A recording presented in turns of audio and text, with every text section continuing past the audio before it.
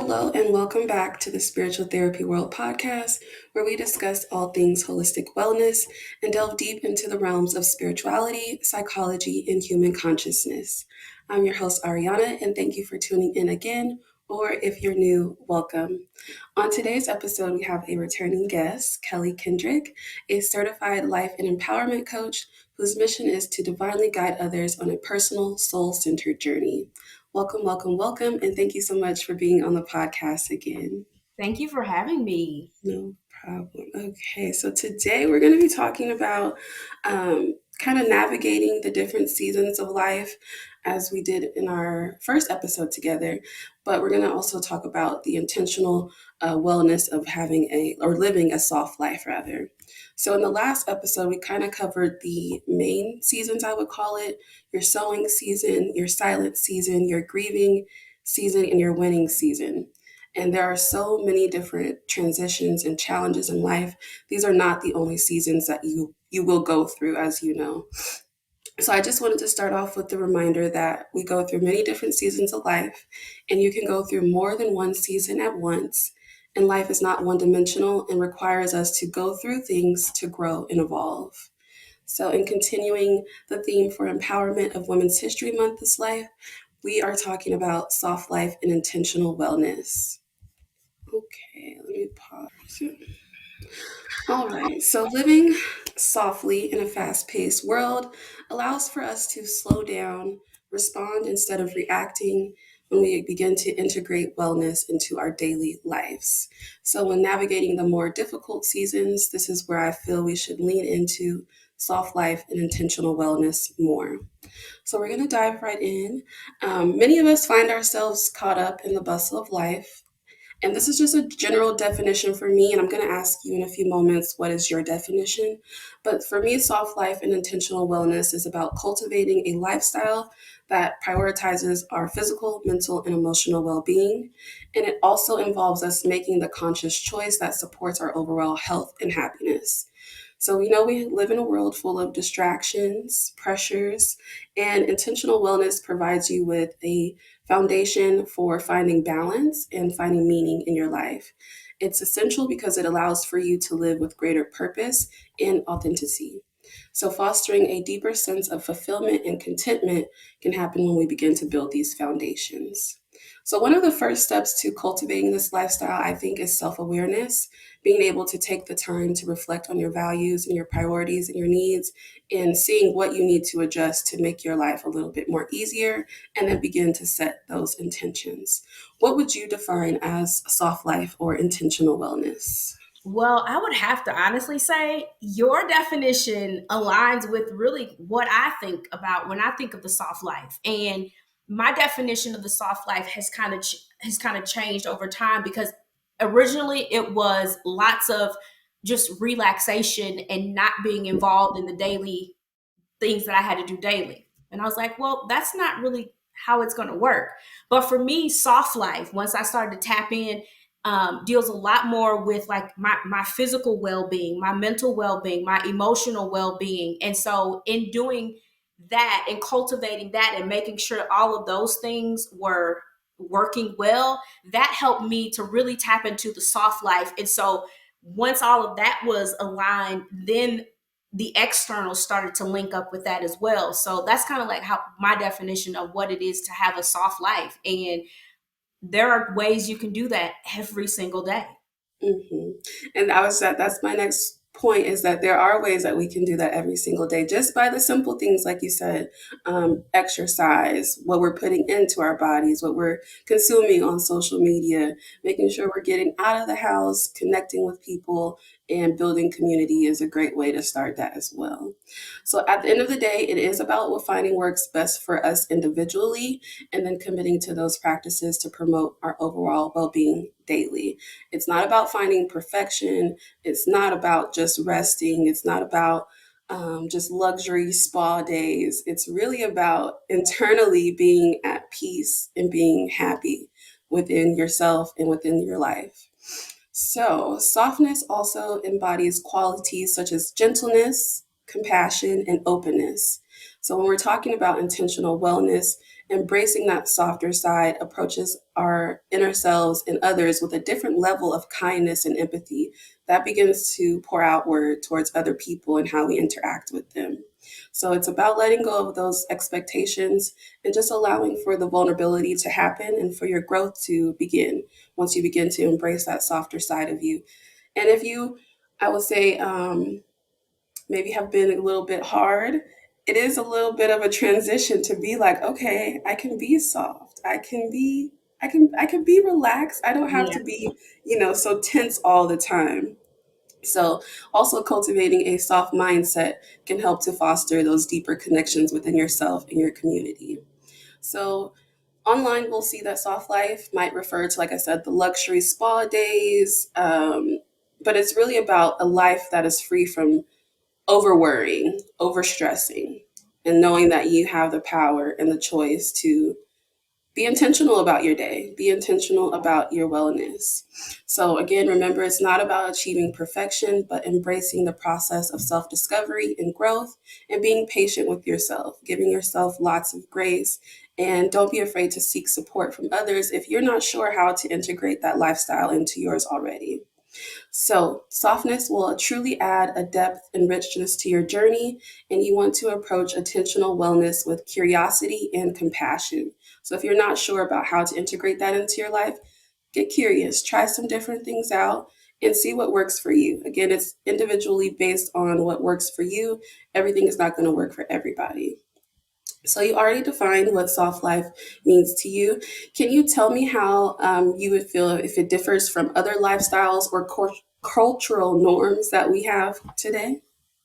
I would say, based on how I've been navigating my life now, and you hit on a lot of things that have aided me in creating this soft life that I would like, and that is basically having an inner peace.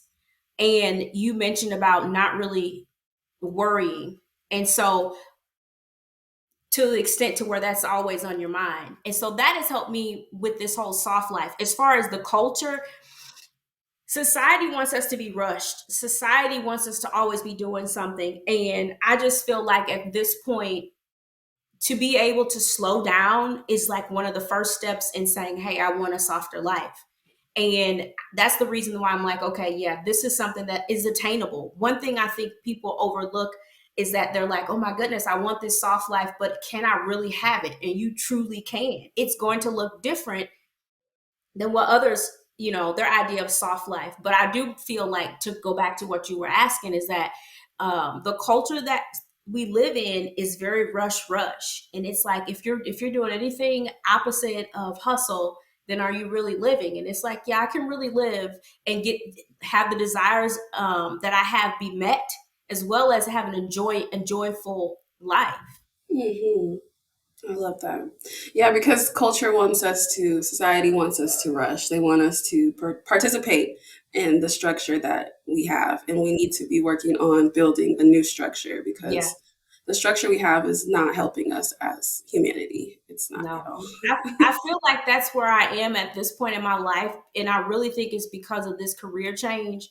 And I feel as though right now I am breaking outside, like I am on the cusp of breaking this whole, whatever it is, I am on my way out and into something new. But it has Hmm. been challenging just because I'm like, I am really wanting more freedom in my life. And that is what's going to help me attain more of this soft life that I'm talking about. And so my career transition has been really like weighing on me because I'm like, oh my goodness, if I stay where I am, I'm not going to have the soft life that I want. But am I really willing to make the risk and or take the risk? And yes, I am, because part of the soft life for me is being able to surrender to the will of God and follow his steps. And I may not always know, but part of that surrender is helping me embrace the soft life. I'm going through the same transition. So it's just like you have to surrender. You have Yeah. to surrender and say, okay, God, I don't know what I'm doing, Yeah. but you know what you're doing. And you just have to take that risk, like you said. If that's really the life that you want and you desire, you have to take that risk. If not, you're not going to achieve the life that you really want. You're not going to achieve it. So And it's hard. It is hard to leave what you're used to and what you're comfortable with and what Yes, you yes, know yes. to go to something completely new and unknown. It is challenging. So, oh, okay. What are some common misconceptions that you feel people have about living a soft life, and how do you address them, like with your clients? One of the misconceptions that I've come up that came up for me myself and then with clients was they felt that if they embraced the soft life, they were going to be seen as lazy because Mm, of what we see in social media. And soft life is spa days and luxury all the time, taking trips. And I say that is living a soft life should never be confused with being lazy.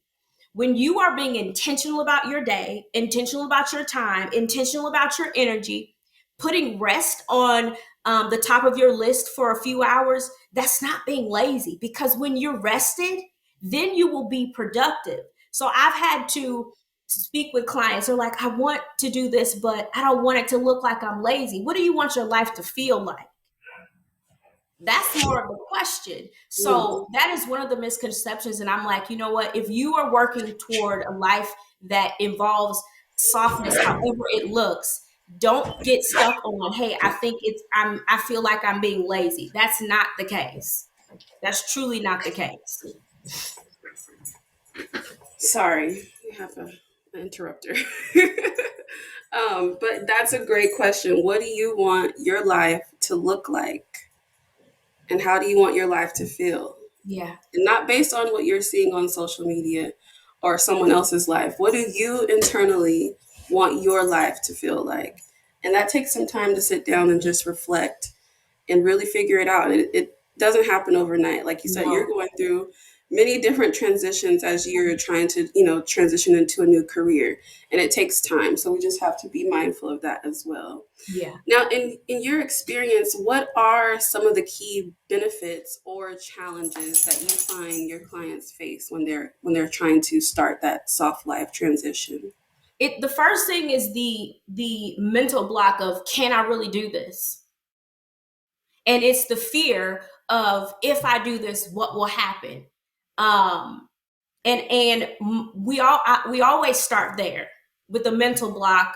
And once we get around that, then everything seems to just flow, because most often we have had past experience, either that truly happened to us or things that were said that make us fearful of what it looks like to have this life that we desire, this soft life.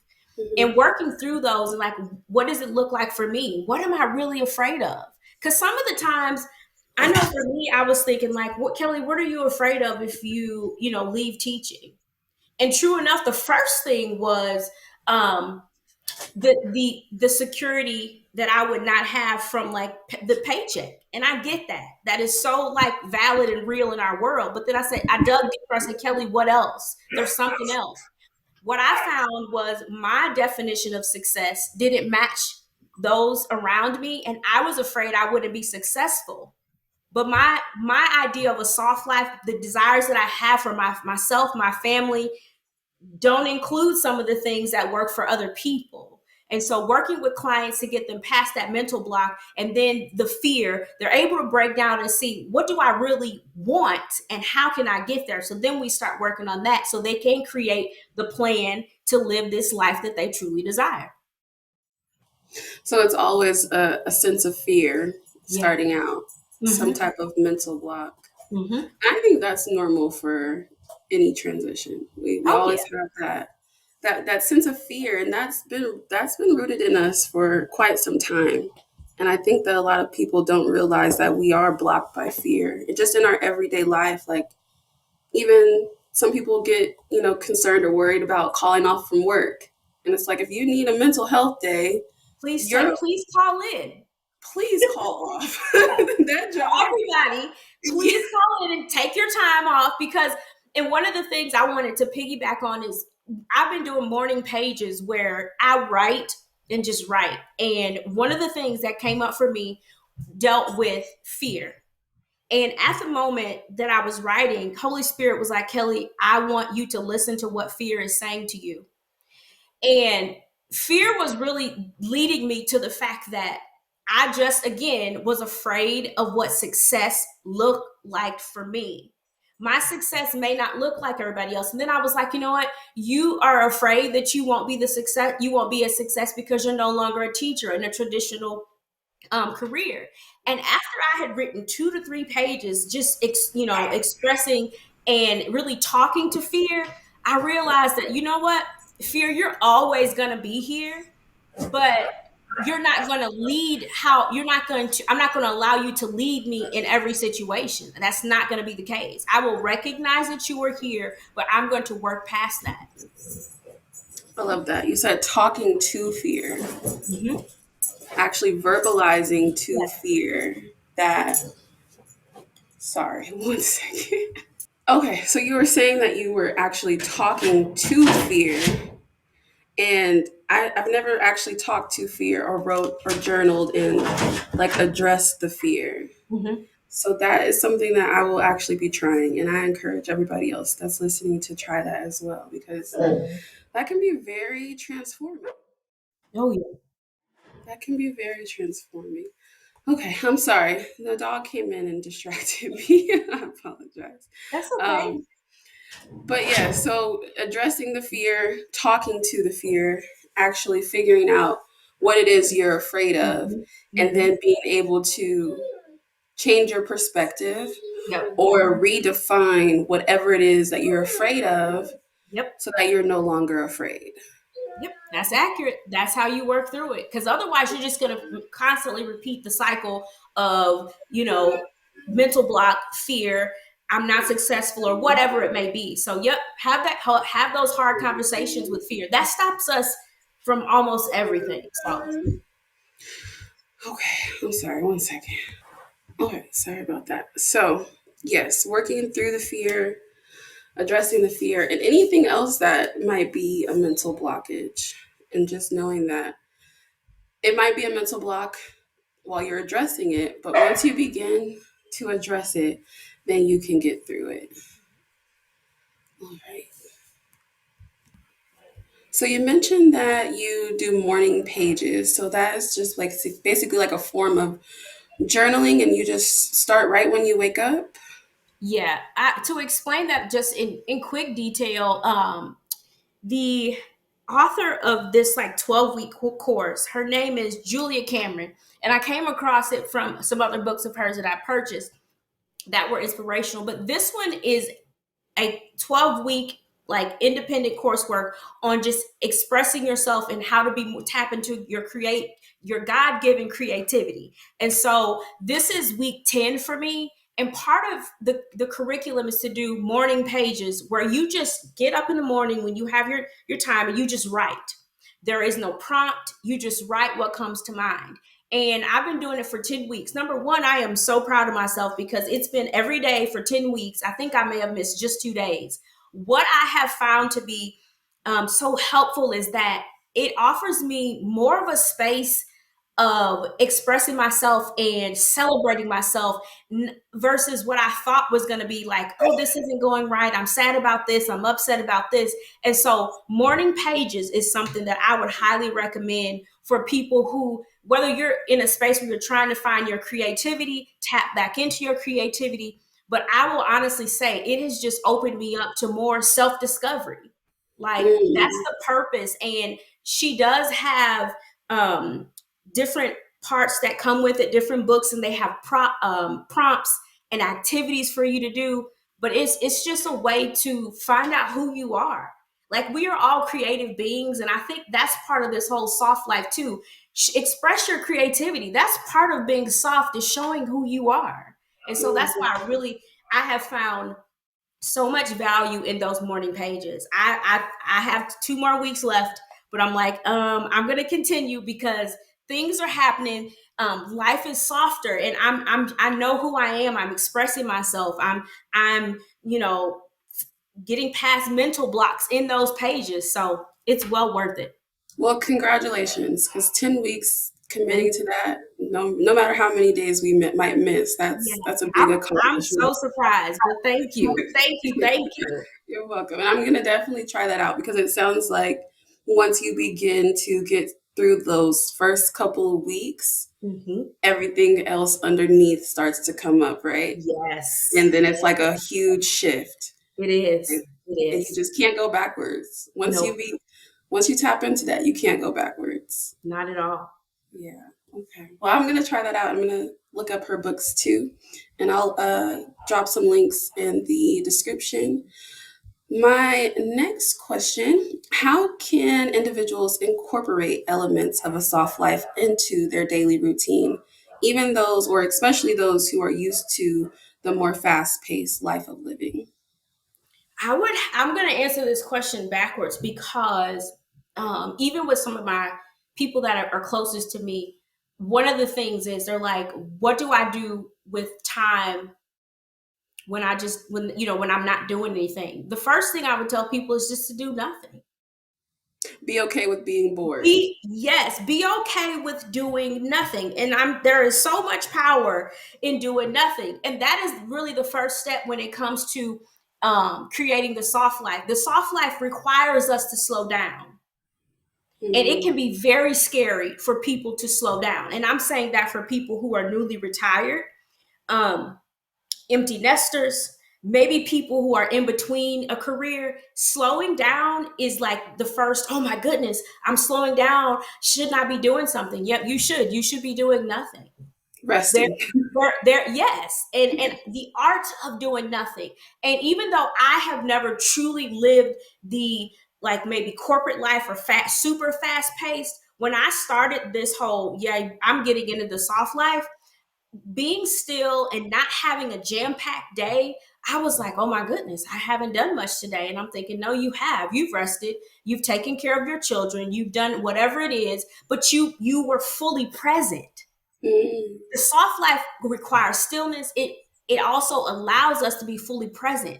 If you are going nonstop all day long, how much focus are you really giving anything that you are doing in that day?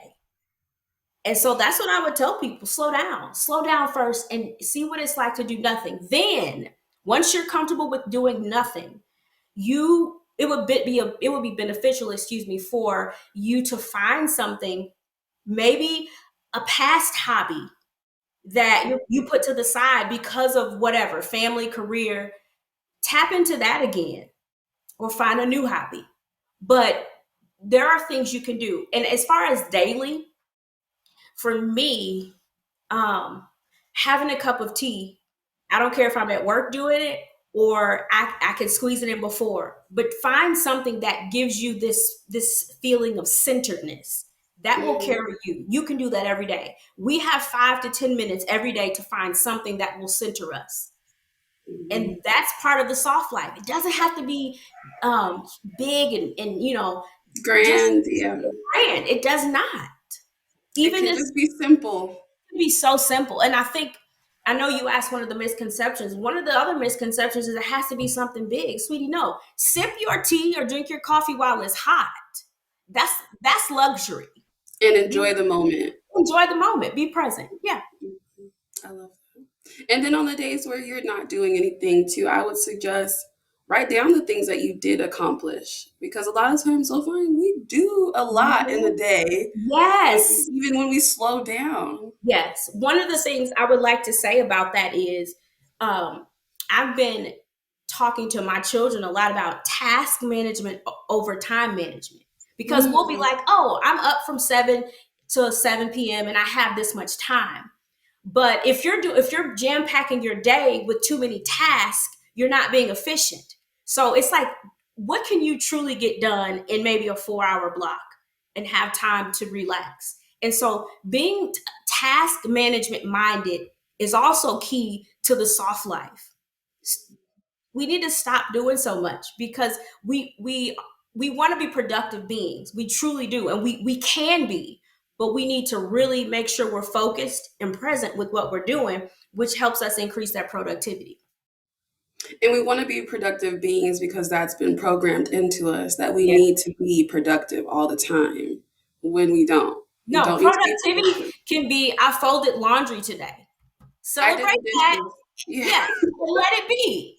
Like we don't have to be doing so much. And I think one of the things I know right now, the people that are around me, from clients to coworkers, family, and friends, everybody is really like trying to break free from doing so much, and it feels uncomfortable. I love this level of uncomfortableness because I'm like, you know what? If we all collectively get together and say, hey, we're not going to be doing all of the things, Then there we're will going to be, see a there bigger will be a shift. shift. Yes. Yes.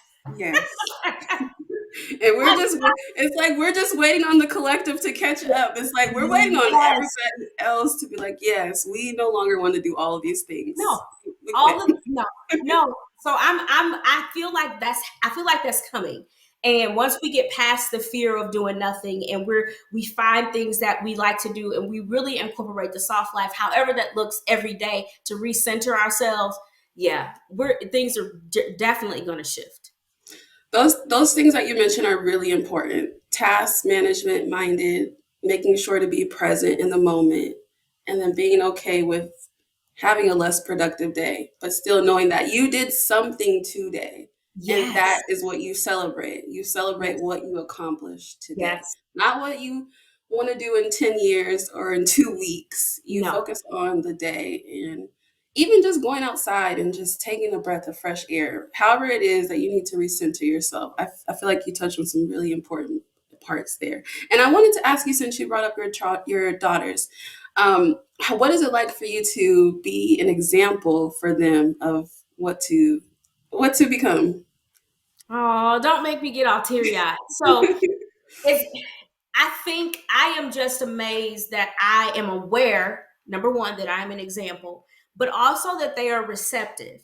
And Mm, I notice little things, how they will do things, they'll find things to recenter themselves, or we'll go to the bookstore. They may pick out a book that helps them work through um, certain like anxiety or different emotions, and they like plants now, because mommy mhm. loves plants.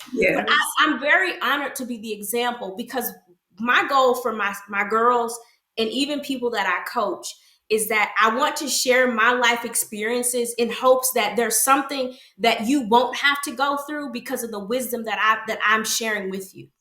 And Hmm. so, to be in a space where my daughters see how I navigate every single thing, I'm very transparent. I tell them what they need to know based on their age, and kid gloves. But this is what it looks like to heal. This is what it looks like to celebrate yourself. This is what it looks like to have a soft life. Because one thing, my daughters, we joke about this. I'll say, "Mommy is off duty." What that means Mm, is, it's not I'm going in a room to and you do whatever. It's, we've had our time together. Mommy needs time to regroup, and then mommy will be back on mommy duty. And they have been so receptive to that. And I mm, just love that, because I'm like, what I am also instilling in them is, take time for yourself, slow mhm. down.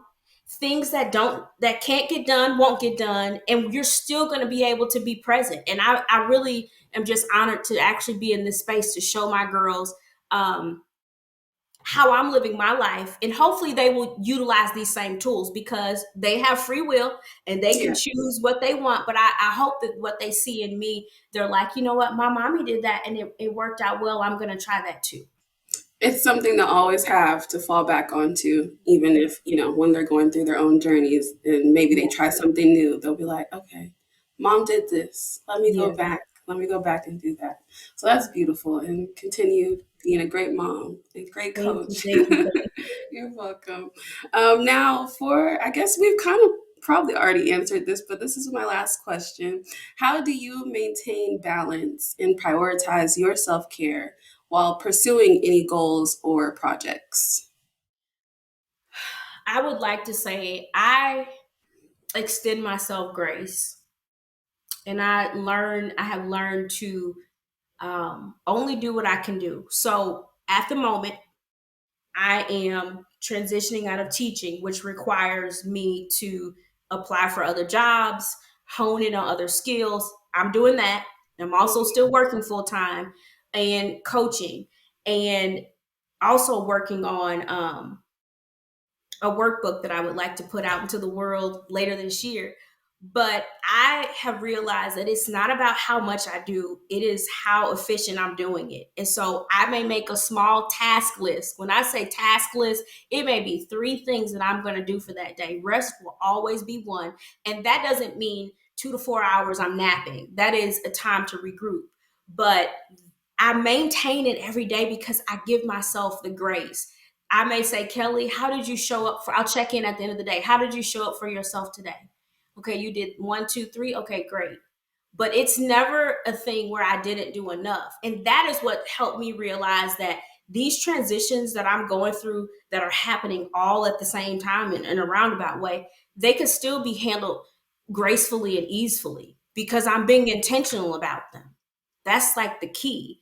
But I will just say that when people are, going through things, give yourself grace when you're trying to do a lot. Give yourself grace because grace is the ground for just more things that you're capable of because you're like, okay, I made it through that. It's okay Mhm. that this didn't go that way, but I still like grace to ourselves goes so far. It really does. It really does. It is another shifting element of our Yeah. lives. Giving Yep. yourself grace allows for you to accept whatever it is you didn't get done or whatever you might be disappointed in and know that there's greater coming with the Yeah. grace. Yeah. I love that. All right. Well, that was my last question. I do want to just wrap it up by saying some other practices that you can incorporate into your day, such as mindfulness, meditation. You mentioned journaling, morning pages, even just some deep breathing can just help you connect with yourself and then begin to re-navigate whatever season or transition you're in and help you to grow and evolve. Now, before we wrap it up, do you have any final thoughts or tips or advice for our listeners who are beginning this journey themselves? I would have to say, just to kind of recap, when it comes to, um, the listeners saying, hey, I want to tap into this soft life, the first question you need to ask yourself is what do I want my life to feel like? On a daily basis, what do I want my life to feel like? How it looks really doesn't matter. How do you want it to feel? Um, Write down what that looks like. How does it feel to wake up slowly, or how does it feel to have the freedom of your day? How do you want your life to feel? That's very important when it comes to um, creating the soft life that you want. And from there, the goals that you have, maybe it's personal or professional, that align with how you want your life to feel. That's what the soft life is about. How you want your life to feel. And of course, give yourself all the grace as you navigate and create your soft life. Beautiful, beautiful. Yeah, how do you want your life to feel? I don't think I've ever asked myself that question, and I'm going to take that one away for me personally, and I'm going to jot down some of my thoughts on that. How do you want your life to feel on a daily basis? Because once you, I guess, get through that, that allows for you to see how do you want your life to look and what are the things that you're doing on a daily basis. Yes. All right. Well, I know that you do have a website, so I will leave that in the description. Is there anything else that's upcoming for you that you want to highlight here? No, not at the moment. I am accepting, I am currently accepting clients for this spring session. Okay. But otherwise, I am being slow paced about some things and working on some things. But yes, I am accepting new clients and eager to meet them. So make sure to follow Kelly on Instagram so you can stay tapped in and be updated when those new things come out later on this year. Looking forward to that. And thank you so much again for being on my podcast. You are a returning guest, so it's very special for me for you to be back. And I really, really do appreciate your time. And I'm going to wrap it up with a quote. So I'm using the same quote actually from our first episode, and this is from Alice Walker. And it says, look closely at the present you are constructing. It should look like the future you are dreaming. I love And that that. is the thank you. And that is a quote for the end of the episode. I am your host, Ariana. Thank you so much for tuning into this podcast. As a reminder, this is not for professional help or therapy. This is for educational purposes only. Make sure to follow our Instagram page as well. And I will talk to you all in the next episode. Bye.